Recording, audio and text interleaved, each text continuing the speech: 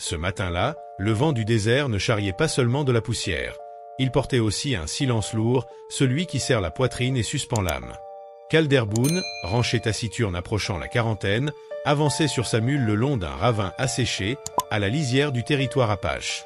Le sentier, presque oublié, traçait sa voie au milieu de légendes trop sombres pour être répétées à voix haute. Calder n'était pas un homme de récit. Il vivait dans le silence, entre gestes répétés et souvenirs qu'il s'interdisait.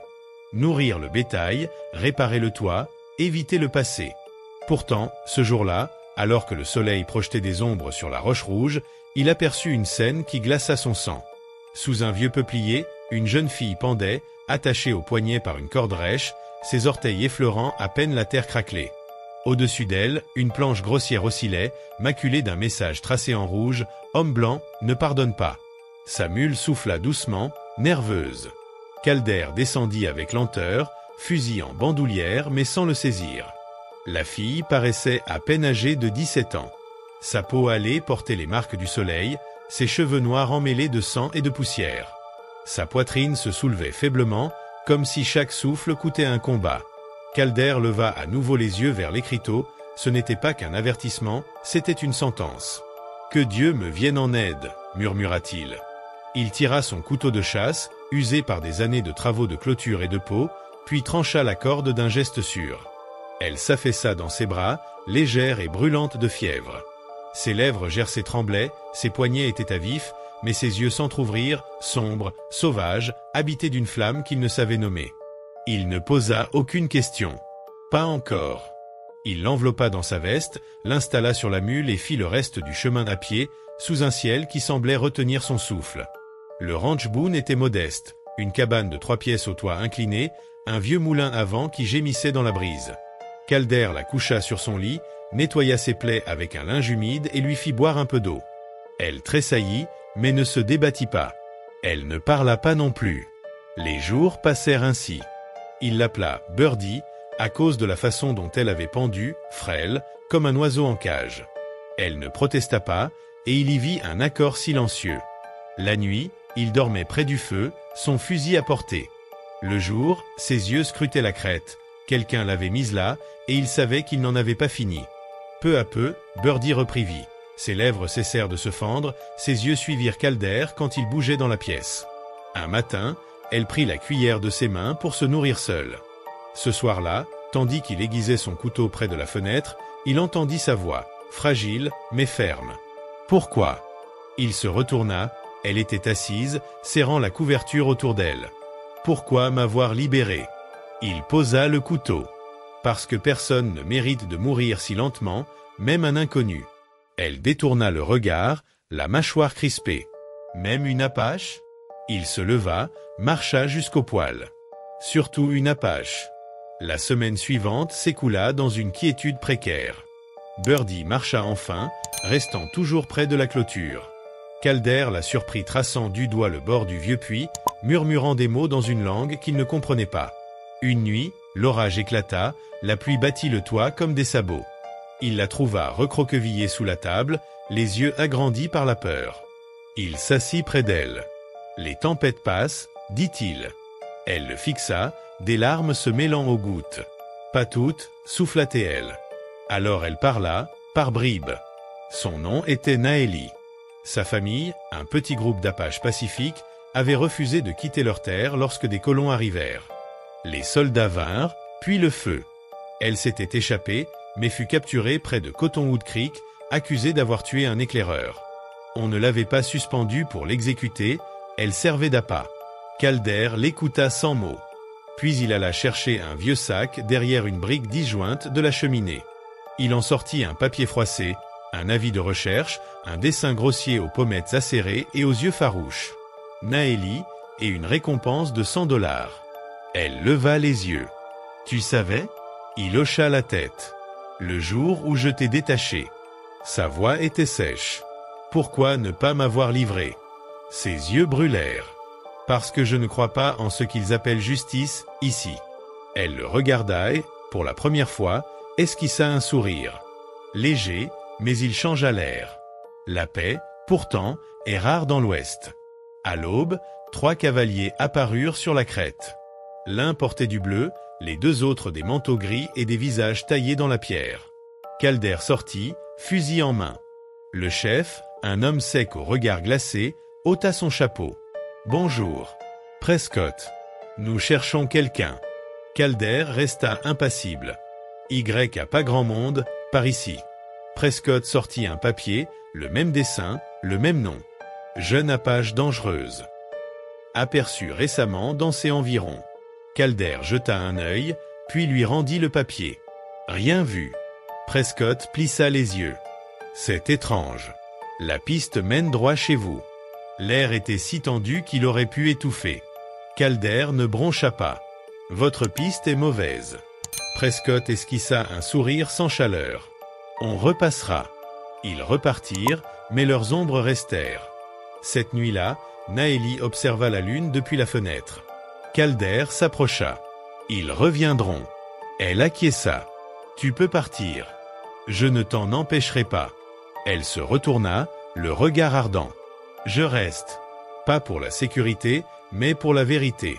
Pour toi. » Il la fixa, le cœur battant. Elle s'avança. « Crois-tu que j'ai tué ce soldat ?» Il secoua la tête. « Je crois qu'ils avaient besoin d'un coupable. » Elle posa sa main sur la sienne. « Tu m'as sauvé, Calder Boone. Pas seulement de la corde. » Leur baiser fut lent, comme un pardon. Ils projetèrent de gagner le sud, vers le Mexique.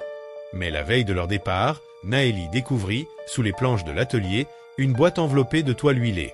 À l'intérieur, un ancien insigne militaire, quelques bijoux épars, une lettre tachée de sang. Elle lut, puis le confronta. « Tu y étais, pas vrai ?» Il garda le silence. Elle lança l'insigne à ses pieds. « Tu faisais partie de ceux qui ont incendié mon village. » Ses mâchoires se crispèrent. « Je n'ai pas mis le feu. J'ai tenté d'arrêter ça, et j'ai échoué. Alors je suis parti. » Elle trembla. « Et maintenant, tu joues les sauveurs ?» Calder avança d'un pas. « Je ne suis pas. Je ne cherche plus à sauver qui que ce soit. J'essaie de réparer mes fautes. » Naeli détourna le regard. Son silence pesa comme un coup de tonnerre. À l'aube, le ranch reposait dans un calme étrange, même le vent s'était figé. Calder se tenait près de l'étable, observant l'horizon. C'est alors qu'il le vit, une traînée de fumée. Prescott revenait. Et cette fois, il n'était pas accompagné de 3 hommes, mais d'une vingtaine, fusil levé, la rage au fond des yeux. Calder fonça à l'intérieur. Naeli, prends les chevaux. Elle apparut dans l'encadrement de la porte, ses cheveux soulevés par une brise ténue. Dans sa main brillait un insigne militaire. « Es-tu prêt à payer pour un incendie que tu n'as pas allumé ?» Il hocha la tête de tout son être. Elle lui lança son fusil. « Alors, montrons-leur ce que signifie le pardon. » Le premier coup de feu fendit le ciel, la bataille pour la rédemption venait de commencer. L'air était lourd, la brise du désert avait disparu, laissant un silence qui pesait comme un jugement. Calder s'adossa contre la paroi rocheuse, le tissu déchiré de sa chemise se teintait de rouge. Lena, agenouillée près de lui, avait les yeux écarquillés, partagés entre la peur et la flamme qui l'animait.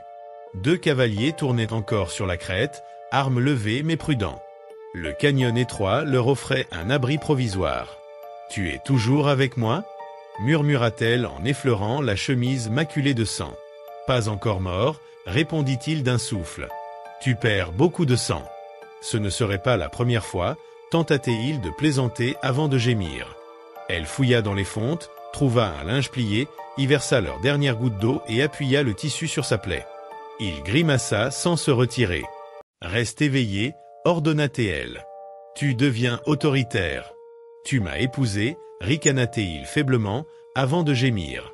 Mauvaise affaire pour toi. Non, souffla-t-elle, pas du tout. Au-dessus d'eux, un éclat de roche roula. Une ombre se pencha, prête à tirer. Lena n'hésita pas, elle empoigna le fusil de Calder et fit feu. L'homme se replia, puis disparut. Le silence revint, interrompu seulement par des sabots qui s'éloignaient. Ils étaient sauvés pour l'instant. 2 jours plus tard, Lena recousait la blessure de Calder avec des doigts tremblants. Ils avaient trouvé un campement secret, niché entre des arches de pierre et protégé par des buissons épineux, où coulait une source discrète. Elle faisait bouillir de l'eau, broyait des herbes et murmurait d'anciennes prières apprises de sa grand-mère. Calder n'avait jamais demandé ce qu'elles signifiaient. Il écoutait simplement, mâchoire serrée, tandis que la fièvre montait puis retombait. Une nuit, sous la lumière orange du feu, elle osa enfin. « Pourquoi ne m'as-tu jamais livré ?» Calder contempla les flammes. « Parce que j'ai vu ce que la justice devient quand elle porte le mauvais visage. J'ai porté un uniforme, autrefois, le même bleu que celui qu'ils arboraient, le jour où ils ont ravagé ton village. J'ai obéi. J'ai fermé les yeux, prétendu que je n'avais rien vu. Mais j'ai tout vu. » Il releva les yeux, sombre et sincère. « Je t'ai descendu de cet arbre parce que je ne pouvais plus laisser ça arriver. » Léna resta silencieuse longtemps. « Tu ne m'avais jamais rien dit. »« J'avais honte, murmura-t-il. »« J'en ai encore. » Elle lui prit la main par-dessus le feu. « Tu n'es plus celui que tu étais, dit-elle doucement. »« Et toi non plus, répondit-il. » 3 semaines plus tard, leur Mustang avançait lentement. La plaie de Calder avait guéri, mais il marchait désormais en boitant. Chaque soir, Léna bandait son flanc et murmurait aux étoiles du désert. Il était tombé amoureux du son de sa voix. Près de la frontière, ils découvrirent un hameau à moitié mexicain, à moitié apache, absent de toute carte. Les habitants les observèrent avec méfiance, mais sans lever leurs armes. Une aînée s'approcha de Léna. « Padre era sabio, dit-elle. Ton père était un homme sage. » Léna hocha la tête. « Ayana, souffla-t-elle. C'est mon vrai nom. »« Alors reviens chez toi, Ayana, répondit la femme avec un sourire. Ils restèrent plusieurs jours. Calder dressait les chevaux, apprenait aux jeunes à s'éleer sans bruit. Ayana, elle n'était plus Léna, soignée dans la tente des guérisseuses, écrasait des feuilles, réparait des os, racontait des histoires. Mais le monde n'avait pas oublié. Une nuit, de la fumée monta à l'horizon. Dans la lumière des torchers, un signe familier scintilla. Prescott était de retour. L'ultime affrontement approchait. Calder, fusil en main, se posta près de la palissade. Ayana, à ses côtés, arma un arc tendu de tendons et d'acier. « Tu croyais pouvoir disparaître » ricana Prescott en descendant de cheval. « Je ne me cachais pas » répondit Calder. « Je guérissais. Tu abrites une meurtrière. La prime tient toujours. Si tu viens pour elle, il faudra passer sur moi. » Prescott ricana. Pas difficile d'abattre un homme déjà mourant. Derrière lui, ses hommes se déployèrent, armes et torchers prêtes. Ayana s'avança. « La fille que vous traquez est morte. » Prescott éclata de rire. « Tu sembles bien vivante, pourtant. »« Non. Celle que tu as pendue ce jour-là est morte. Moi, je suis Ayana du clan de l'Oiseau de Feu. Mon nom a brûlé, mais je suis renaissante. » Un jeune cavalier abaissa son fusil. « Ce n'était qu'une enfant, murmura-t-il. Ce n'était pas la justice. » Prescott pivota, furieux. « Tu me remets en cause ?»« Je remets en cause cette traque, » répondit un autre. « Nous ne sommes pas venus tuer une femme qui soigne. » Le visage de Prescott se tordit. « Traître !» Il leva son arme vers Ayana, mais Calder fut plus rapide. Le coup partit, Prescott s'effondra, une fleur rouge s'épanouissant sur sa chemise. Les autres restèrent immobiles, muets, tandis que leur chef expirait. Calder abaissa son fusil. « Ce n'était pas un homme de loi, murmura-t-il. Juste la haine déguisée en un signe. » Des semaines plus tard, le désert avait retrouvé son calme. Calder bâtit leur maison de pierre et de bois, à l'abri des arbres, près du village. Ayana planta des herbes, grava des symboles sur les poutres, peignit l'emblème de l'Oiseau de Feu au-dessus de la porte. Un matin, Calder se tenait près de la rivière. Ses traits avaient vieilli, des fils d'argent parsemaient sa barbe, mais la paix habitait ses yeux. Ayana le rejoignit, posant une main sur son ventre. Il se tourna, le regard qu'ils échangèrent valait tous les mots. Elle portait leur enfant. « Je n'aurais jamais cru avoir droit à une seconde chance, » murmura-t-il. « Tu n'en as pas eu, » répondit-elle avec un sourire. « Tu l'as créé. » Au-dessus de la cheminée, 2 objets racontaient leur histoire. Un bout de corde brûlée à l'extrémité et une peinture d'un oiseau surgissant des flammes, elles grandes ouvertes, symbole du jour où elle avait été libérée, de l'homme qui l'avait sauvée, du feu qui refuse de s'éteindre. Même dans les recoins les plus sombres de l'histoire, l'amour peut renaître comme une flamme surgissant des cendres. Les jours qui suivirent la mort de Prescott s'étirèrent dans une paix attentive, comme si le désert lui-même observait le destin d'Ayana et de Calder. Le village, d'abord méfiant, les accueillit peu à peu. On venait chercher les conseils d'Ayana pour les fièvres ou les morsures de serpents, on demandait à Calder d'apprendre aux garçons à ferrer un cheval ou à lire la piste après la pluie. Le soir, quand le vent se couchait, ils s'asseyaient tous deux près du feu, écoutant le souffle des enfants endormis dans les huttes voisines, et Calder sentait une gratitude nouvelle grandir en lui, plus vaste que la plaine. Pourtant, derrière chaque sourire, un reste de vigilance persistait. Il savait que les hommes qui avaient suivi Prescott n'avaient pas tous renoncé. Un soir, un cavalier du hameau revint du comptoir de San Felipe, le visage grave. Des survivants de la bande juraient vengeance, et un pisteur métis, réputé pour retrouver n'importe quel fugitif, avait été payé pour apporter la tête de l'ancien soldat et celle de la fille Apache. Calder resserra la garde autour de la maison, mais il refusa de fuir, il avait trop longtemps couru devant ses fautes. Ayana, les mains posées sur son ventre où la vie grandissait, lui rappela que leur force ne résidait pas seulement dans les armes, mais dans la vérité qu'ils portaient. « Nous n'avons plus à prouver qui nous sommes, dit-elle, seulement à protéger ce que nous bâtissons. » Quand, au crépuscule, 3 silhouettes parurent au bord du plateau, Calder sentit la vieille tension s'installer dans ses muscles, mais il demeura debout, fusil baissé, déterminé à ne pas laisser la haine guider le premier geste. Le plus jeune des hommes, sans doute le pisteur, posa son regard sur Ayana, puis sur Calder, et dans ses yeux passa une hésitation que même la lumière mourante ne put cacher. La rencontre qui s'annonçait ne serait pas seulement un affrontement, c'était le jugement silencieux de tout un passé et la promesse fragile d'un avenir qu'il devait encore mériter. Le pisteur s'avança lentement, tenant sa monture par la bride. Sous son large chapeau, ses traits burinés par le vent restaient impassibles, mais ses yeux guettaient chaque détail du campement. Il s'arrêta à quelques pas de Calder, assez près pour que la poussière de ses bottes se mêle à celle que le vent soulevait autour du ranch. Derrière lui, 2 hommes plus âgés, l'ombre du ressentiment gravée sur leur visage, tenaient leurs carabines prêtes. Calder ne bougea pas. Il posa simplement une main sur le chambranle de la porte, conscient qu'Ayana, à l'intérieur, observait en silence. « On raconte que tu as descendu Prescott, » dit le pisteur d'une voix basse. « J'ai mis fin à une chasse injuste, » répondit Calder sans hausser le ton. Il allait tuer une femme qui n'avait commis d'autre crime que de survivre.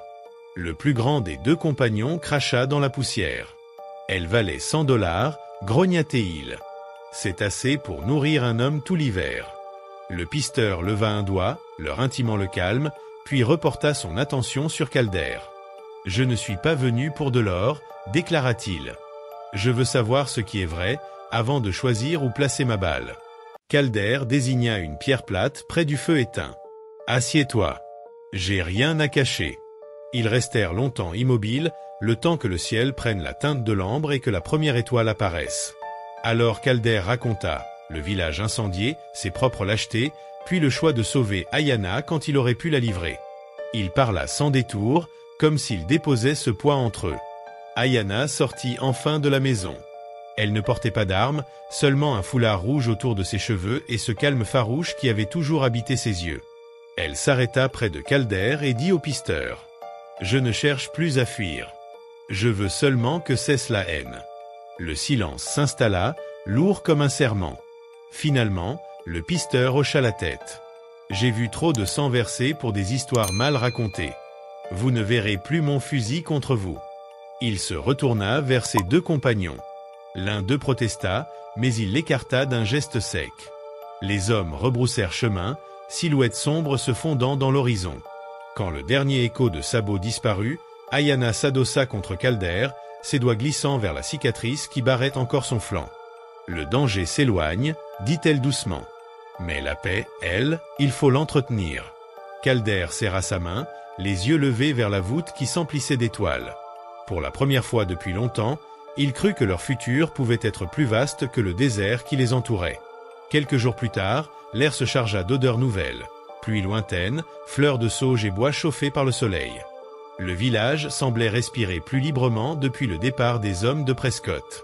Ayana marchait lentement autour de la maison, caressant parfois son ventre arrondi, laissant la lumière effleurer son visage. Calder, adossé au muret qu'il avait construit, la suivait du regard. La lassitude des dernières semaines se dissipait, remplacée par une vigilance douce, presque tendre. Il passa ses doigts sur la crosse de son fusil posé contre le mur. Pour la première fois, l'arme paraissait déplacée, inutile dans ce décor renaissant. Une délégation du hameau vint les inviter à partager un repas sous l'abri communal. Autour du feu, des rires éclatèrent, des enfants coururent entre les bancs et des musiciens improvisèrent une mélodie au son des cordes et des tambours. Calder s'assit à côté d'Ayana, leurs mains se frôlèrent, timides mais assurées. Les anciens parlèrent d'un printemps prometteur, de champs à irriguer, de chevaux à dresser. Ayana proposa d'enseigner ses remèdes aux jeunes femmes, et l'on accueillit ces mots avec respect. Pour la première fois depuis qu'elle avait été pendue sous le peuplier, elle sentit que sa voix avait trouvé un lieu où vivre. Le soir venu, ils regagnèrent leur cabane. La lune, pleine et pâle, jetait sur le désert une clarté de nacre. Calder referma la porte, posa son chapeau sur la table et s'approcha d'elle. « J'ai peur parfois, murmura-t-il. Pas des hommes, mais de ne pas savoir garder tout cela. » Ayana leva les yeux vers lui. « Ce que tu portes n'est plus une dette, dit-elle doucement. C'est une promesse. On la tiendra ensemble. » Ils restèrent un moment ainsi, enlacés dans le silence, avant que le crépitement du feu ne vienne adoucir la nuit. À travers la fenêtre, les étoiles semblaient veiller sur eux. Calder comprit que, s'ils demeuraient attentifs, leur amour, né au bord d'un ravin de poussière, pouvait devenir le centre d'une vie nouvelle, plus solide que les ombres, plus durable que les blessures.